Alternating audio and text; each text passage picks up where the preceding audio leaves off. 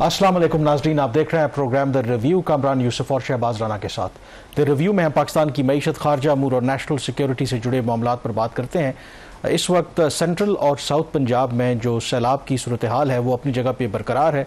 तीनों जो eastern reverse हैं, चिनाब, रावी और सतलज, वहाँ पर मुख्तलिफ मकामात पर इंतहाई ऊँचे दर्जे का सैलाब है और अभी जो आदाद शुमार सामने आए हैं उसके मुताबिक ऑलरेडी इन फ्लड्स की वजह से 40 लाख लोग पंजाब में मुतासर हो चुके हैं और उनमें से नियरली 4000 जो गांव हैं वो इस वक्त पानी में हैं। और अगला जो सबसे बड़ा ख़तरा है, एक तो मुल्तान, वहाँ पर मोहम्मद हेड वाला है जो बड़ा हेड वर्क है, क्योंकि जब मेन ये रेला गुजरेगा, क्योंकि एक पॉइंट के ऊपर रावी और चिनाब जब इकट्ठे होते हैं तो उसके बाद ये जो जब गुजरेगा वहाँ से तो ख़दशा है कि मुल्तान सिटी को भी इनंडेट कर सकता है। तो उससे बचने के लिए ऑलरेडी अथॉरिटीज़ ने वहाँ पर मुख्तलिफ जो पॉइंट्स हैं उनको मार्क किया है कि अगर वहाँ से ब्रीचेस करना पड़े तो वो ब्रीचेस किए जाएंगे। फिर ये भावलपुर के मकाम पंजनद पर ये तमाम जो 5 दरिया हैं इकट्ठे होंगे और वो फिर सिंध में दाखिल होंगे। और सिंध में भी आज जो इतलात वहाँ से सामने आ रही हैं, तकरीबन 1 लाख के करीब ऑलरेडी जो कच्चा के इलाके में या रिवर बैंक्स के साथ जो लोग रहते हैं उनको रीलोकेट कर लिया गया है। लेकिन ओवरऑल शहबाज, अभी भी ये जो सैलाब की सूरत हाल है ये थमी नहीं है। और मेरी भी कुछ लोगों से बात हो रही थी मुख्तलिफ, तो उनका यही कहना है कि ये बड़ा अजीबो गरीब किस्म का फ्लड है इस मरतबा।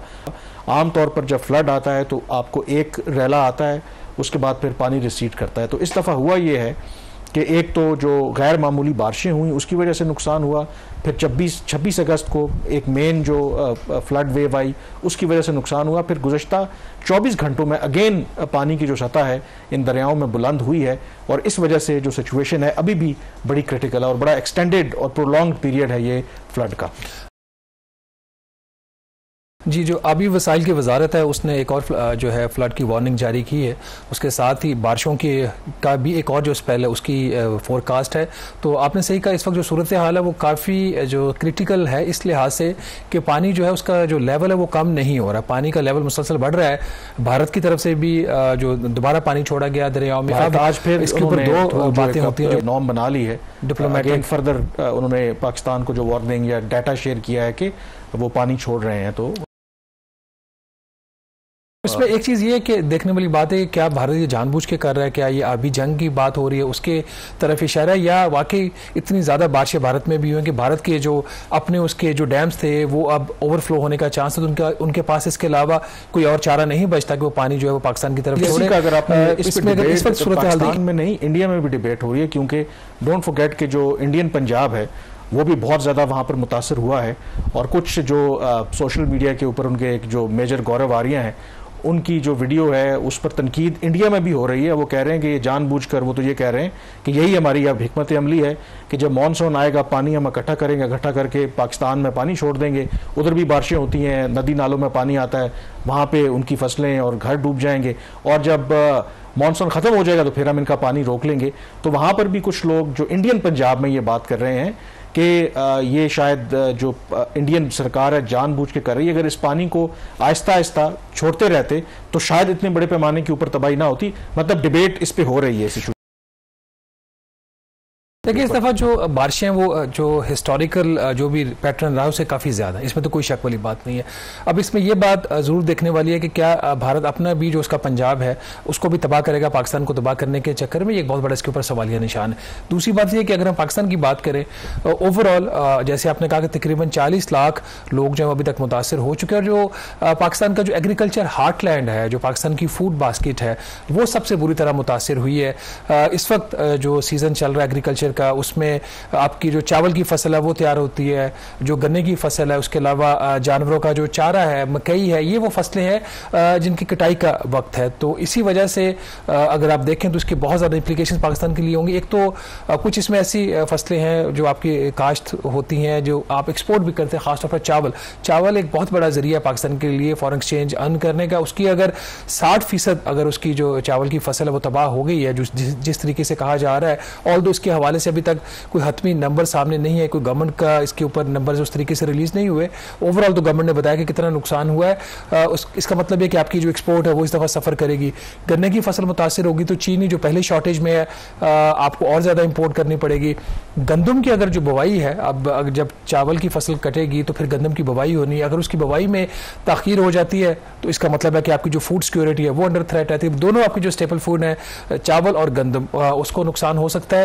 एक और मैक्रो इकोनॉमिक डेयरी की जो सप्लाई चेन है वो भी बड़े पैमाने के ऊपर मुतासर हुआ है। जाहिर है कि जानवरों को रीलोकेट तो किया गया है, लेकिन आमतौर पर होता यही है कि जब आप रीलोकेट करते हैं, ये जो मैं फ्लड एरियाज़ में भी गया वहाँ पर चारा अवेलेबल नहीं है, फिर मुख्तलिफ डिजीज़ जो हैं जानवरों को लगती हैं, तो उससे भी, और ये जो तमाम बेल्ट है फूड बास्केट तो है ही है, यहाँ पर आपको पता है कि दूध भी प्रोड्यूस होता है, बाकी जो डेयरी की प्रोडक्ट्स हैं उसमें जो भी मटीरियल इस्तेमाल होता है तो इन्हीं इलाकों से आता है। तो जब सप्लाई चेन मुतासर होगी तो उसका भी इम्पैक्ट आएगा।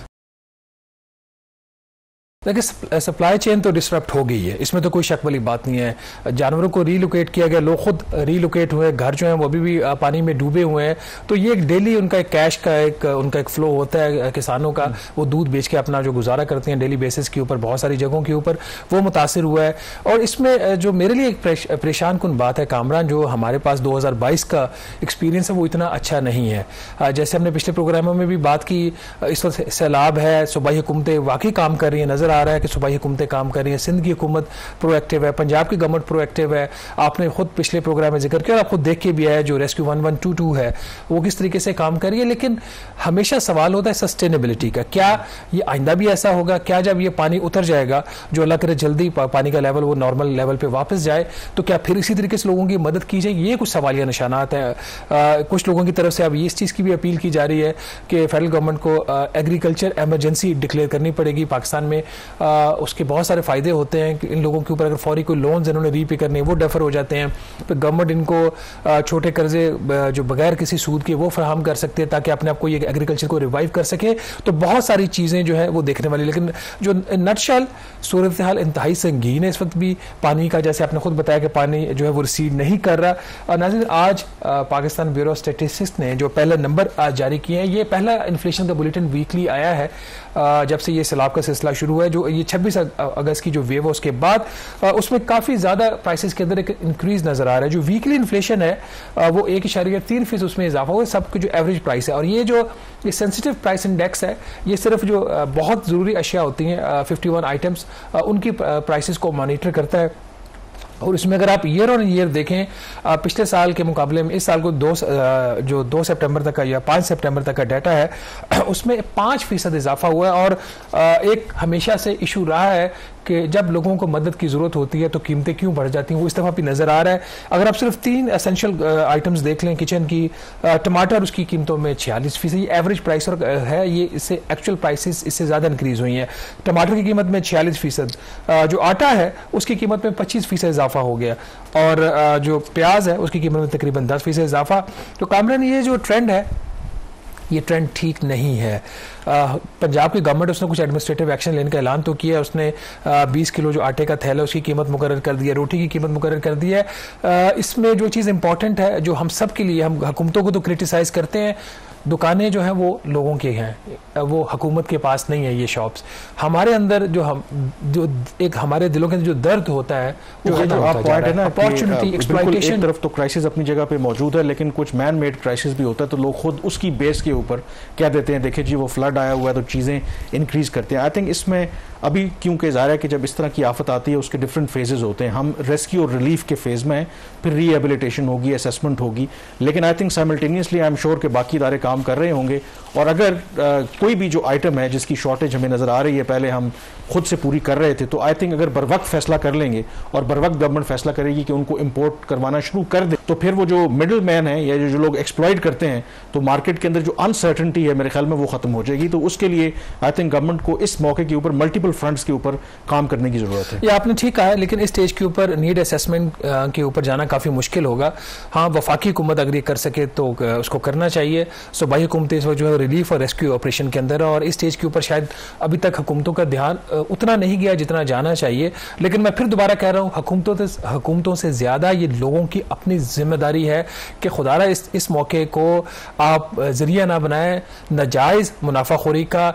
पूरा साल पड़ा हुआ मुनाफा कमाने के लिए ये सब कमाते भी हैं। ठीक है, सप्लाई चेन जो है वो टूट गई है, ये भी ठीक बात है कि फसलें तबाह हुई हैं, but that does not mean कि आप एबनॉर्मल जो इंक्रीज कर दें प्राइसेस के। इनको उन लोगों से सीखना चाहिए, एक कारोबारी तबका है, और जो मैं बुनेर हो, कसूर हो, जो भी जगह है वहाँ पर जो खैराती इदारे हैं, इंडिविजुअल कलेक्टिवली लोग इस मुश्किल घड़ी में भी अपने पाकिस्तानियों बहन भाइयों का साथ देते हैं। ऐसे भी लोग मौजूद हैं माशरे में, ऐसा नहीं है कि तमाम लोग जो है वो लूटने पे, तो उनको वो लोग जो मौके से फायदा उठाने की बात करते हैं उनको उनसे मेरे ख्याल में थोड़ी सी इंस्पिरेशन लेनी चाहिए, सबक सीखना चाहिए कि मुश्किल घड़ी है, मुनाफा ठीक है आप जायज़ जो आपका बनता है उतना कमाएं, लेकिन ऑलरेडी जो लोग बेचारे मुश्किल सूरत हाल से दो चार है उनको मत एक्सप्लॉइट करें। अब इसमें आपने जो जब से फ्लड आया है एक पिक्चर तो नज़र आ रही है कि इन्फ्लेशन ऊपर जा रही है, बट ओवरऑल जो अगस्त का नंबर है वो तो महंगाई की जो शरह है उसमें हमें कमी देखने को मिल रही है, और वो जो गवर्नमेंट के जो आदाद-ओ-शुमार थे या एक्सपेक्टेशंस थी वो उससे भी लो है।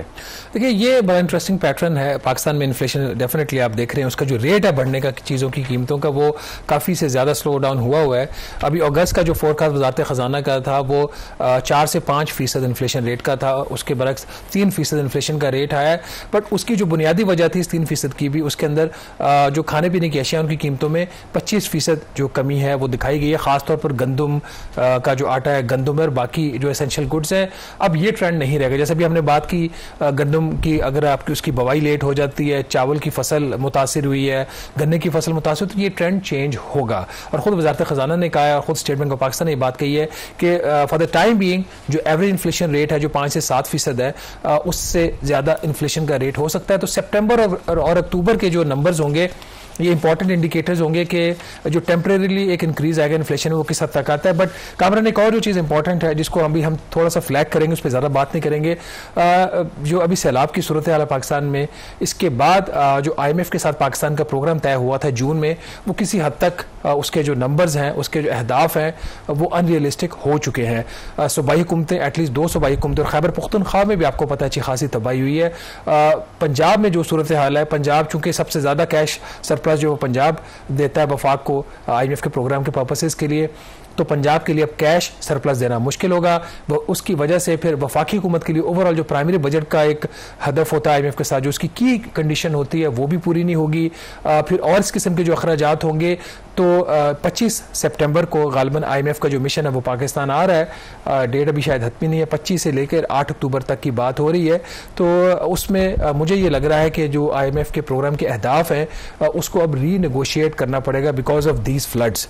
तो ये एक चीज़ है, लेकिन जो जब जिंदगियों की बात आती है तो ये जो नंबर्स हैं वो बेमायनी हो जाते हैं। तो मेरा ख्याल है जो वज़ारत ख़जाना की ब्यूरोक्रेसी और जो बाकी सूबों की ब्यूरोक्रेसीज है, और ख़ासतौर पर जो IMF की टीम होगी, उनको इंसानों को देखना चाहिए। 40 लाख लोग मुतासिर हो चुके हैं, नंबर्स दोबारा भी ठीक हो सकते हैं। जो इंसानों की जिंदगियों में जो बेहतरी है वो एक प्राइमरी कंसर्न। मेरा ख्याल है कि IMF उसको भी नज़र आ रहा है, क्योंकि इसके हवाले से UN के सेक्रेटरी जनरल का भी स्टेटमेंट आया है, बाकी इदारे भी जो हैं वो बता रहे हैं, और कुछ UN की टीम्स ने इन अफेक्टेड जो इलाके हैं उनका दौरा भी किया है। तो वो भी सूरत हाल उनके सामने होगी। मतलब अगर एक आफत आई हुई है तो आप जो नॉर्मल कंडीशंस होती हैं तो वो तो आप फिर तवक्को नहीं कर सकते, आप उसके मुताबिक आपको एडजस्ट करना होता है। तो आई एम श्योर कि IMF इस एंगल को भी ज़रूर देखेगी। यहाँ पे ब्रेक लेंगे और ब्रेक के बाद ऑन ग्राउंड इस वक्त क्या सिचुएशन है, ख़ास करके जो फार्मर्स हैं जिनकी तमाम जो जमा पूंजी है, तमाम जो फसलें हैं, लाइफ स्टॉक है, वो तबाह हो गई है, तो क्या सूरत हाल है। ब्रेक के बाद हमें महमूदुल हक बुखारी साहब ज्वाइन करेंगे। सो स्टे विद अस।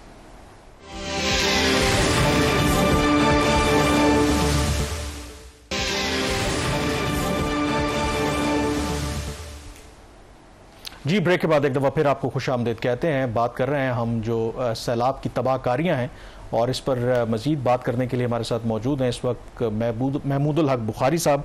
ये चेयरमैन हैं किसान इत्तेहाद के, और इस वक्त ये रहीम यार खान में मौजूद है। और रहीम यार खान वो ज़िला है जो मुमकिन तौर पर ख़दशा है कि मुतासर हो सकता है। जब तमाम दरियाओं का पानी मुल्तान से होता हुआ सिंध में दाखिल होगा तो पहले रहीम यार खान ही आता है, और ऑलरेडी वहाँ पर इतलात हैं कि जो लो लाइंग एरियाज़ होते हैं या जो रिवर बैंक्स के अंदर के इलाके होते हैं तो वो ऑलरेडी मुतासर हुए हैं। तो सबसे पहले बुखारी साहब, क्या इम्पैक्ट है, क्या जो फ्लड्स हमने सेंट्रल पंजाब और साउथ पंजाब के कुछ हिस्सों को ऑलरेडी मुतासर किया है, रहीम यार खान में इस वक्त क्या सिचुएशन है? जी, बिस्मिल्लाहिर्रहमानिर्रहीम, अल्लाहुम्मा सल्ली अला मुहम्मद व आले मोहम्मद। बहुत शुक्रिया आपका कामरान और राना साहब आपका और एक्सप्रेस न्यूज़ का। जी, सूरत हाल तो दिन ब दिन जो है वो अबतरी की तरफ है। जो पानी जो आ रहा है और जहाँ जहाँ से गुजर रहा है वहाँ पे अपनी तबाही की दास्तानें छोड़ रहा है। और यहाँ भी आपने पूछा है रहीम यार खान के हवाले से, तो जो दरिया का जो बेल्ट है वो तो सारा, उसमें फसलें भी जो है वो तबाह हुई हैं और जो घर हैं वो भी जो है वो तबाह हुए हैं, और उनके चारा जात हैं, फसलें जितनी भी हैं वो तो नुकसान जो है वो हुआ है। और अभी इंतज़ार है कि पीछे से जो रेला आ रहा है मुल्तान से और जो हैड मोहम्मद वाला से आगे पाइनत को क्रॉस करेगा तो मजीद फिर सूरत हाल जो है वो वाज़ेह हो जाएगी। इम्कान था कि 10 से 12 लाख हमारे नाज़रीन के जी बुखारी साहब, हमारे नाज़रीन के फ़ायदे के लिए थोड़ा सा हमें एजुकेट कीजिएगा कि इस वक्त कौन सी फसलें हैं जो काश्त हुई हैं और उनकी कटाई का मौका है, और क्या सूरत हाल ओवरऑल पंजाब में बन रही है। क्योंकि अगर आप देखें हाफिजाबाद से लेके आगे तक आपके ज़िले तक मुल्तान तक तो तबाही हो चुकी है। कौन सी फसलें मुतासिर हुई और किस हद तक मुतासिर हुई हैं?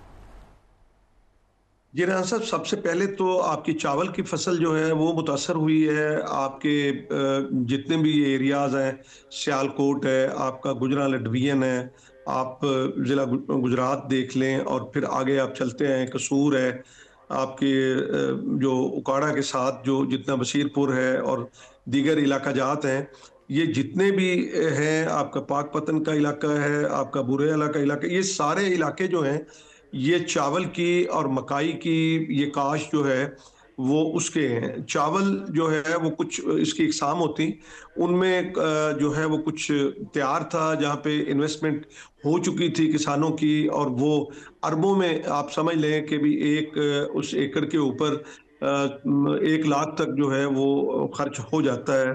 70-80 वो जितनी भी उसके पास फाइनेंशियल पावर होती है उसके मुताबिक वो किसान खर्च करता है।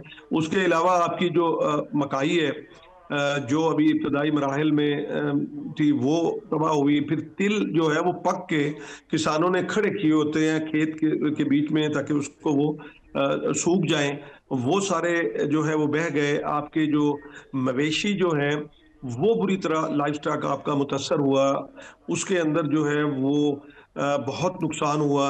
और अब इस वक्त तो चारा जात की कमी की वजह से वो जो है वो बहुत परेशान है किसान। फिर आपकी जो उसकी बेचारे के साल भर के दाने थे वो सारे बह गए। फिर तूड़ी जो है वो भूसा जिसको हम कहते हैं वो सारी बह गई। उसकी यानी किसान की कुल कायनात तो यही होती है जिससे उसने अपने पूरे साल के अंदर अपनी स्ट्रगल करनी, कोशिश करनी है, अपने जो है वो जानवरों को पालना है। आपको पता है कि किसान अपनी फसल से और फ़ारिद साहब, मुझे अगर इजाज़त दें ऐड करने दें, ये जो सारे आपने फसलें नुकसानात जो गिनवाए हैं, ज़ाहिर है अभी रेस्क्यू और रिलीफ पर ज़्यादा फोकस है। उस एरिया में मैं भी पिछले हफ्ते वहाँ पे गया हुआ था। फिशरीज बहुत बड़ा वहाँ पर आपको पता है कि एक शोबा है, लोग वहाँ पर बड़ा इन्वेस्ट करते हैं, क्या उसको भी नुकसान हुआ है? जी कामरान, मैं उसी तरफ ही आ रहा था कि फिशरीज में 1 एकड़ में कमोपेश 7 लाख रुपए जो है वो इन्वेस्ट होता है। और किसान ने वहाँ पे बड़ी तादाद में, आपने मुल्तान के साथ, मुजफ्फरगढ़ के साथ और ये एरियाज जो हैं वहाँ पे जो आपने देखे होंगे, वो उन लोगों का भी जो है वो नुकसान हुआ है, उन लोगों का। फिर आप उसके साथ साथ जो आगे बढ़ते आएंगे, कॉटन जो है वो आपकी जो है वो इफेक्ट हुई है। कॉटन वैसे ही आपको पता है कि हमारे यहाँ 300% तक तो हम बाहर से मंगवा रहे हैं, और जो रही सही कसर है और जो इन्वेस्टमेंट की हुई थी कपास के ऊपर वो भी किसान की जो है वो जाया गई। और उसके अलावा जब ये जो हमारा एरिया है ये ज्यादातर इसमें गन्ना और ये है, और गन्ना बेशक एक सख्त जान फसल है, लेकिन उसमें भी अगर पानी जिस तरह से आप देख रहे हैं कि 5-5 फीट 6-6 फीट पानी, तो वो भी सरवाइव नहीं कर सकेगा। उसका भी जो है वो आने वाले दिनों में आप देखेंगे वो नुकसान होगा। फिर आप देखें कि उन किसानों के ट्यूबवेल्स जो हैं वो सारे तबाह हो गए, इंफ्रास्ट्रक्चर तबाह हो गया, उसके घर के जानवरों की जो खुलरियां थी, जो उसके छपरे थे, वो सारे तबाह हो गए। आप यानी मैं आपको ये क्या दास्तान में सुनाऊं कि इतना कर्ब और इतनी वो तकलीफ में है कि खुले आपने सही कहा। जिस किसी ने पाकिस्तान में गांव की लाइफ देखी हो, जिंदगियां जो वहां पे हमारे जो किसान भाई हैं वो कैसे गुजारते हैं, बड़ा तकलीफदेह अभी भी मनाजिर जो है वो स्क्रीन पे नजर आते हैं। जानवर जिस तरीके से बह रहे, उनका जो भोसा है, जिस तरीके से जो किसान है जब वो गंदम की फसल काटता है और वो जो उसका बकाया जाता होता है उसको सेव करता है मट्टी से उसके प्रॉपर, और जिस तरीके से वो पानी से बह रहे थे तो वो सिर्फ एक वो उनका चारा नहीं जा रहा था, वो आप लोगों की जो मेहनत थी और जो आप लोगों की एक रिस्क होता है और जानवर का जो रिस्क था वो बह रहा था। ये सारी तकलीफ अपनी जगह पे। ये बताइएगा कि अभी आगे गंदम की जो है वो बवाई होनी है, और हमारी जो एक स्टेपल फूड आपने बता दिया चावल का तो नुकसान हुआ। अगर ये पानी कब तक उतर सकता है, मतलब अगर अगले 2 हफ्ते में ये सिचुएशन नॉर्मल हो जाती है, पानी सिंध की तरफ चला जाता है, तो पंजाब का जो इलाका है ये कब तक ये वो लेवल आ जाएगा कि जो गंदम की जो काश्त है वो मुमकिन हो सकेगी? जी राना साहब, अभी कामरान ने बात की थी कि रेस्क्यू, रिलीफ और रिहेबिलिटेशन, ये 3 फेजेस होते हैं जब कोई डिजास्टर आता है। बदकिस्मती के साथ राना साहब के हमारे यहाँ जो इदारों को पनपने ही नहीं दिया, यानी उनके अंदर वो जो हमारी ब्यूरोक्रेसी बैठी होती है, जो फैसले करने वाले लोग बैठे होते हैं, उनको कुछ इतना इस बारे में इल्म ही नहीं होता, जिसकी वजह से आप ये देखें कि वो एरियाज जो हैं जो दरिया की बहाव का वो रास्ता है, और वहां पे किस कदर ये बात मीडिया पे आम डिस्कस हो रही है, उसमें रुकावटें, उसके अंदर जो है वो घर बन गए, उसके अंदर कॉलोनीज बन गई, उसके अंदर जो है फसलें जो बीज दी गई। अब उसके लिए पानी के देखे, जमीन ने तो पीना है पानी एक लिमिट तक, उसके बाद अगला जो मरला है जो रिलीफ का है, उसके ऊपर भी आप ये देखें कि हम जिस तरह कहते हैं ना, हमारे यहाँ इदारे एडवाइजरी इदारे बन गए हैं। वो स्पीकर लिया और ऐलान किया कि भाइयों यहाँ से निकल जाओ और ये जगह छोड़ दो और ये कर दो वो कर दो वगैरह वगैरह, वहां तक आप ये देखें कि ये कहते हैं कि जी हमने इतने लाख बंदे जो है ना वो रेस्क्यू किए। अरे भाई, इतने बंदे किए आपने, आप कैंप अपने बता रहे हैं 500, तो कहां से आप उन लाखों लोगों को जो है आप बेल्ट तस्वर करें राना साहब, कामरान साहब, कि आप सियालकोट से चलें और जो है आप रहीमिया खान तक आए, ये कितने कोई 1000-1500 किलोमीटर की ये बेल्ट बनती है जो सारी की सारी तबाह हुई। फिर आप इधर चल जाए, कश्मीर चले जाए, 2 किलोमीटर का ये रकबा बनता है जी। ठीक है, वो बहुत से देखिए जो डिजास्टर होती है, जो इदारे वो एक हद तक उसके लिए तैयारी कर सकते हैं, इसमें कोई शक वाली बात नहीं कि रेस्क्यू 1122 जो है वो काफी काम करी नजर आ रही है, वो काम करी, कामरान खुद फील्ड से होके आए हैं, ये बात ठीक है। आपकी बात भी ठीक है कि बहुत सारी एफर्ट्स करने के बाद भी एफर्ट्स नाकाफी होती हैं, जो स्केल है सैलाब का। मेरा सवाल आपसे ये था कि गंदम की अगर काश्त में ताखीर होती है, और आप देख रहे हैं कि ताखीर हो सकती है, और कब इसका टाइम फ्रेम कब होता है, कब आपको काश्त करनी होती है, अगर उसमें डिले हो जाए उसका नुकसान क्या होता है, उसकी जो पर एकड़ उसकी जो पैदावार होती है? जी राना साहब, ये गंदम जो है आपकी, ये तकरीबन आपके अक्टूबर के एंड में आप काश्त शुरू कर सकते हैं इसकी, और इसका जो पीक टाइम है वो आप नवंबर से आप शुरू करेंगे, और नवंबर में जो काश्त की जाती है उसकी यील्ड जो है वो अच्छी आती है। उसके बाद आप जितने दिन है, ये कुदरती अमर है, फितरी अमर है कि एक दिन लेट करेंगे तो आपकी वो 1 मन जो है वो कम आएगी। अगर आपकी 40 मन आती है तो वो 1 दिन लेट करेंगे 39 मन आएगी। अगर आप 2 दिन लेट करेंगे तो उतनी वो कम होती जाएगी। अब सवाल ये पैदा होता है राना साहब, आ गया, वक्त हमारे पास कम है, आखिरी में 30 सेकंड्स में, जाहिर है कि अभी तो हम इस आफत से गुजर रहे हैं, जब चीजें सेटल डाउन हो जाएंगी, कौन सी 3 चीजें आप समझते हैं, क्योंकि किसानों को भी आप रिप्रेजेंट करते हैं, वो वफाकी गवर्नमेंट हो या सूबाई गवर्नमेंट हो, क्या करना चाहिए उन्हें? देखिए जी, सबसे पहले तो जरिया इमरजेंसी लगानी चाहिए कामरान साहब। दूसरा ये है कि इसको आफतज़दा करार दे के फिल फौर जो है ये सिर्फ कमेटी कमेटी नहीं खेलें, हमेशा हुकूमतें कमेटी कमेटी खेलती हैं। ये बिजली के बिल माफ करें, ये उनका जो इंफ्रास्ट्रक्चर तबाह हुआ है वो मुकम्मल तौर पर उनको बना के देंगे अगर ये चाहते हैं। देखें जिस तरह हमारे फौज के जवान जो है वो सरहदों पे लड़ते हैं राणा साहब, तो इसी तरह जो फूड सिक्योरिटी पे किसान जो है वो अपना लड़ता है इस फूड सिक्योरिटी के लिए, और मारा भी जाता है, शहीद भी होता है, कभी सांप से डसा जाता है और कभी। उसके लिए ये जितना ज़रूरी इनकम टैक्स है वो खत्म करें, और उनके जो ट्यूबवेल जो है वो तबाह हुए हैं वो उनको लगा के दिए जाए, और दूसरा पानी के निकास का जो है वो इंतजाम किया जाए। जो राणा साहब ने सवाल किया था कि वो कितनी जल्दी आप जो है काश कर सकेंगे, इस तरह तो बहुत सा रकबा जो है जी बिल्कुल ठीक हो गया बुखारी साहब, बिल्कुल सारे आपके जो वैलिड ये चीजें हैं, एंड आई एम श्योर के जो फैसले हैं वो ये देख रहे होंगे और इसके हवाले से भी प्लानिंग अभी से कर रहे होंगे, क्योंकि ये एक बड़ा लंबा एक प्रोसेस होगा रिहेबिलिटेशन का और दोबारा लोगों को वापस अपनी ज़िंदगी की तरफ लाने के लिए। यहाँ पे ब्रेक लेंगे और ब्रेक के बाद तस्करा करेंगे कि इस माली साल के पहले 2 माह में जो तनख्वाहदार तबका है उसने कितना टैक्स दिया है।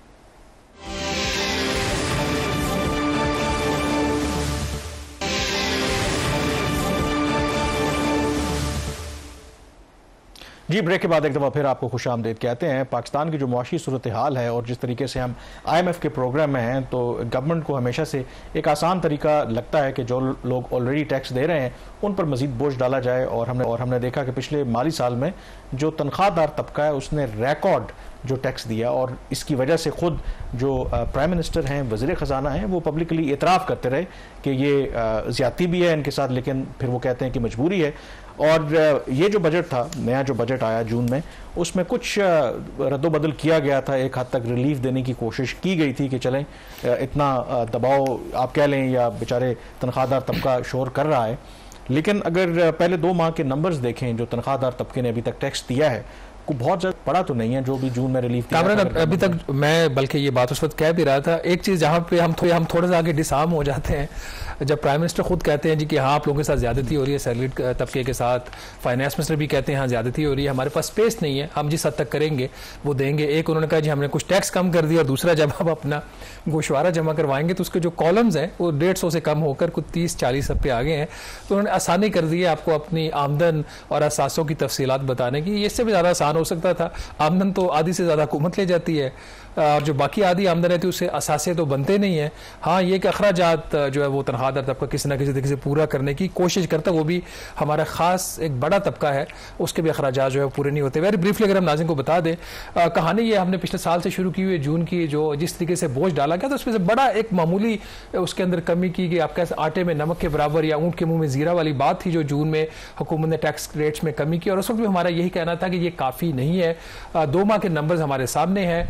2 माह में पाकिस्तान का जो तनख्वाहदार तबका है जो पिछले माली साल में 555 अरब रुपया दे चुका था, उसने मजीद 2 माह के अंदर जो जुलाई और अगस्त का पीरियड है 85 अरब रुपया दिया है, जो उससे पिछले साल है उसके मुकाबले में 21% ज्यादा है। 85 अरब रुपया तनख्वाहदार तबके ने सिर्फ 2 माह में हुकूमत को अदा कर दिया है टैक्स के जुमरे में। इसमें जो सबसे ज्यादा कॉन्ट्रीब्यूशन है वो नॉन कॉर्पोरेट सेक्टर की है, उसने कोई 41.5 अरब रुपया दिया है, वो जो 26% ज्यादा पिछले साल के मुकाबले में। कॉर्पोरेट सेक्टर के जो एम्प्लॉइज हैं उन्होंने 25 अरब रुपया, वो भी 26% ज्यादा है। जो प्रोविंशियल गवर्नमेंट के एम्प्लॉइज हैं उन्होंने कोई 10.5 अरब रुपया, और वफाकी हुकूमत के जो एम्प्लॉइज हैं उन्होंने 7.7 अरब रुपए के टैक्स दिए हैं, इनकम टैक्स, इसमें सेल्स टैक्स, बाकी और कोई चीज शामिल नहीं है। एक जो फर्क सरकारी और प्राइवेट एम्प्लॉय में होता है वो ये होता है कि सरकार के जितने भी एम्प्लॉइज हैं उनको हर साल कुछ ना कुछ तनख्वाहों में उनको में इजाफा मिल जाता है। प्राइवेट सेक्टर में ये जो लग्जरी है ये अवेलेबल नहीं, हमारे लिए ये एक लग्जरी होती है। तो ओवरऑल अगर देखा जाए तनख्वाहदार तबके ने जो पिछले साल बहुत ज़्यादा टैक्स दे चुका था, मजीद उसने 85 अरब रुपया दिया है, जो कि पिछले साल के मुकाबले में 15 अरब ज़्यादा है। और कामरा ने एक और नया टैक्स हुकूमत ने इस बजट में लगाया था, जो पेंशनर्स हैं, जो वेल्दी पेंशनर्स हैं, जिनकी सालाना पेंशन जो है वो 1 करोड़ रुपये रुपए से ज़्यादा है, आप 8-8.5 लाख रुपए उनकी मंथली पेंशन बनती है, उसके ऊपर कोई खातर खा हुकूमत को कामयाबी नहीं, क्योंकि उन्होंने स्लैब भी बहुत ऊपर रख दिया था।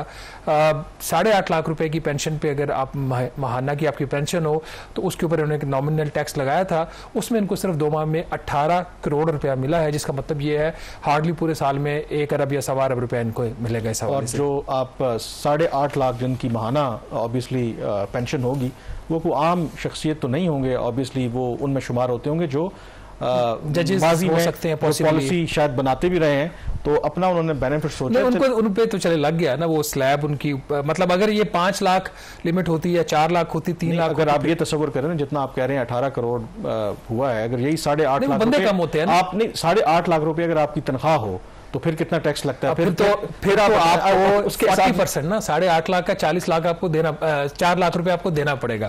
तो एक और जो चीज ब्रेक में जाने से पहले वो एक इशू है इसका, ये हम बात करें ना, जो एक डिस्पैरिटी होती है। Securities and exchange commission of Pakistan, ये पाकिस्तान का रेगुलेटर है इक्विटी मार्केट का और कॉर्पोरेट सेक्टर का, उसकी जो तनख्वाहें हैं उसके कमिश्नर्स की, उसके चेयरमैन की, वो आजकल अंडर डिस्कशन है। और डॉन ने एक स्टोरी की थी, ऑडिटर जनरल ऑफ पाकिस्तान का एक ड्राफ्ट ऑडिट ऑब्जेक्शन था, उसकी बेस के ऊपर वो मामला स्टैंडिंग कमेटी में आया हुआ है।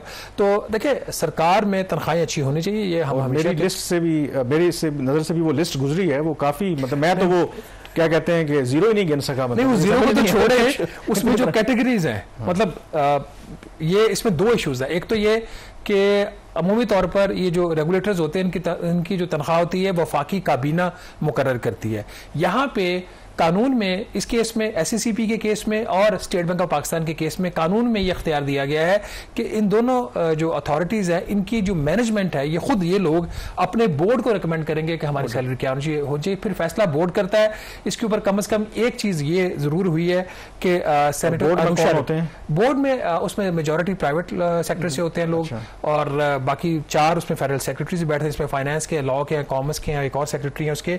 बट नाज़िर, जो भी तनख्वाह बोर्ड ने मुकर्रर की, इलीगैलिटी तो शायद यहाँ पे नहीं है, लेकिन जरा हेड सुनिएगा, इनको कोई 16-17 हेड्स के में इनको सैलरी मिलती है, अलाउंसेज और पक्स इनके सारे मिला के, एक इनको बेसिक तनख्वाह मिलती है, फिर हाउस रेंट मिलता है, मेडिकल अलाउंस मिलता है, यूटिलिटी अलाउंस मिलता है, पर्सनल पे, बेसिक पे के अलावा एक पर्सनल पे, फिर स्पेशल अलाउंस होता है, फिर ऑर्डरली अलाउंस होता है, ड्राइवर अलाउंस होता है, LFA है, मुझे नहीं पता ये क्या चीज़ है, फिर बोनस उसमें शामिल किया जाता है, प्रोविडेंट फंड के पैसे होते हैं, VPS क्या है मुझे नहीं इसका पता, क्लब मंथली सब्सक्रिप्शन इनको मिलती है, कॉस्ट ऑफ मोबाइल फ़ोन मिलती है, उस कॉस्ट ऑफ मोबाइल फ़ोन के अलावा मोबाइल फ़ोन रनिंग कॉस्ट भी मिलती है, फिर इनको सिक्योरिटी गार्ड की पेमेंट भी मिलती है। ये बड़ा इंटरेस्टिंग हेड है सिक्योरिटी गार्ड की पेमेंट का, जिसमें एक कमिश्नर को, मैं उनका नाम नहीं लूंगा, उनको 1 साल के अंदर नंबर कामरान मेरे से भी नहीं पढ़े जा रहे, 18,98,658 रुपए उसको सिक्योरिटी गार्ड की पेमेंट मिलती है। और फिर ये एनुअल होगी, ये एनुअल होगी, अच्छा, और ये एनुअल है। और फिर पेट्रोल अलाउंस मिलता है।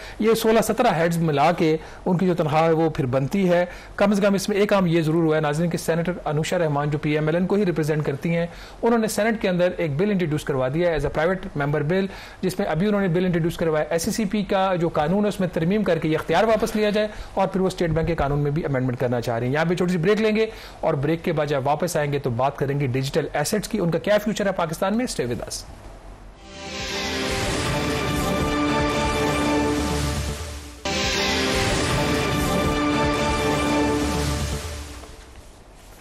जी, ब्रेक के बाद एक दफ़ा फिर आपको खुशामदीद कहते हैं। पाकिस्तान में जो डिजिटल एसेट्स या डिजिटल करेंसी, उसका मुस्तकबिल क्या है, इसके हवाले से जो डेवलपमेंट हुई है, जो सेनेट की स्टैंडिंग कमेटी ऑन फाइनेंस, उन्होंने जो Pakistan virtual assets regulatory authority bill है, उसकी क्लॉज बाय क्लॉज जो है उसका जो स्क्रूटनी है या उसकी जांच पड़ताल जो है वो शुरू कर दी है। और ऑलरेडी गवर्नमेंट इसका एक जो ऑर्डिनेंस है वो तो जारी कर चुकी है, अब इसको बाकायदा तौर पर कानून बनाना चाहती है। तो आई एम श्योर कि पाकिस्तान में भी बहुत ज़्यादा इंटरेस्ट है डिजिटल करेंसी में, डिजिटल एसेट्स में। तो क्या कोई क्लैरिटी नज़र आ रही है कि फ्यूचर में ये एक लीगल इंस्ट्रूमेंट होगा पाकिस्तान में? कामरान, इसमें ज़्यादातर जो इससे पहले इस कमेटी की मीटिंग से पहले डिस्कशन जो होती है वो क्लोज्ड हो रही हैं, और उससे हमने कुछ खबरें भी की थी। जैसे ये जो Pakistan virtual assets regulatory authority, इसका जब पहला बोर्ड का इजलास हुआ तो उसमें ये तजवीज़ दी गई कि स्टेट बैंक ऑफ पाकिस्तान ने जो कदम लगाई हुई है कि डिजिटल एसेट्स में आप जो ट्रेड नहीं कर सकते, बैंक डील नहीं कर सकती, एक्सचेंज कंपनीज उसमें डील नहीं कर सकती, तो वो कदम ख़त्म की जाए। वो स्टेट बैंक ने मना कर दिया कि जब तक कोई लीगल फ्रेमवर्क इन प्लेस नहीं होगा तब तक ये कदम ख़त्म नहीं होगी। उस दिन जो तकरीबन 1 घंटे की डिस्कशन इस टॉपिक के ऊपर स्टैंडिंग कमेटी में हुई, जिसमें स्टेट बैंक ऑफ पाकिस्तान भी मौजूद था, लॉ मिनिस्ट्री थी, फाइनेंस मिनिस्ट्री थी।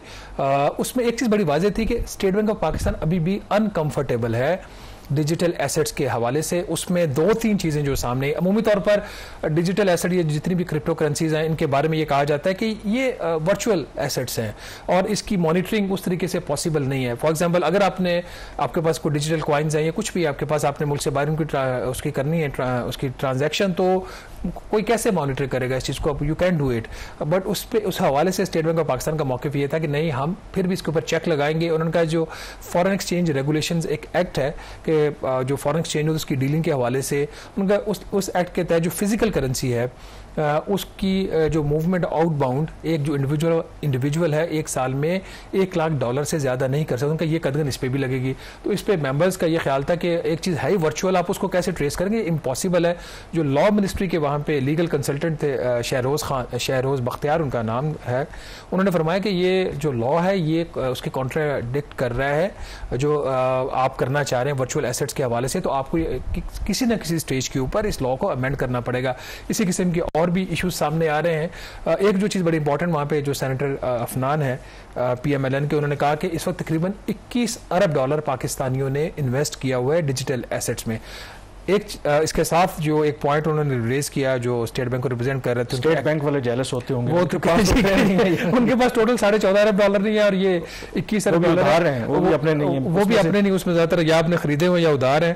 पर स्टेट बैंक ने यह कहा कि एक central bank digital currency launch की जाएगी और उसकी जो वैल्यू होगी रुपए की वैल्यू के बराबर होगी। आपके पास एज एन अकाउंट होल्डर ये ऑप्शन होगी कि आपके अकाउंट में अगर $100 पड़ा हुआ है तो आप $100 फिजिकल भी ले सकते हैं या उसको कन्वर्ट कर सकते हैं डिजिटल करेंसी में। तो ये एक इसके अंदर डेवलपमेंट है, ये बड़ी इनिशियल स्टेज के ऊपर है, लोगों का भी इसमें बहुत ज़्यादा इंटरेस्ट है। हम भी कोई बहुत ज़्यादा इस टॉपिक के ऊपर हमारी कोई एक्सपर्टीज़ नहीं है, but it's a new area जिसके ऊपर काम करने की ज़रूरत है। लेकिन इसमें ट्रांसपेरेंसी अभी भी रिक्वायर्ड है, इसमें फर्दर पब्लिक डिस्कशंस होने चाहिए, सेमिनार्स होने चाहिए, लोगों को प्रॉपर्ली एजुकेट किया जाए। अदरवाइज जैसे आपने पिछले प्रोग्राम में कहा था, फाइनेंस मिनिस्टर ने एक्सप्रेस अपना कंसर्न शो किया, फिर पाकिस्तान जो है वो फैटफ से रिलेटेड जो कंसर्न है वो काफ़ी ऑब्वियस हो जाते हैं और हुकूमत के लिए शायद फिर इतना ये जो है ना इशू इतना ईजी नहीं रहेगा। और वैसे डिजिटल करेंसी की बात करें तो ये आजकल पाकिस्तान और अमेरिका के दरमियान जो ताल्लुकात में बेहतरी, उसका भी एक एस्पेक्ट है, क्योंकि ट्रंप भी काफ़ी इसमें दिलचस्पी रखते हैं और कुछ उनकी जो रिलेटेड कंपनीज हैं उसके हवाले से पाकिस्तान के साथ भी बातचीत हो रही है। और इंडिया इस पर काफ़ी वावेला करता है कि एक वजह पाकिस्तान और अमेरिका के ताल्लुकात बेहतर हुए हैं क्योंकि पाकिस्तान ने इस जो अप्रोच है या ये जो डिजिटल करेंसी वाला मामला है, बिटकॉइंस वगैरह हैं, इधर पाकिस्तान ने इस तरीके से उनको टारगेट किया है ट्रंप एडमिनिस्ट्रेशन को। बहरहाल प्रोग्राम द रिव्यू से इतना ही। कामरान यूसुफ और शहबाज राना को इजाज़त दीजिए। अल्लाह हाफिज़।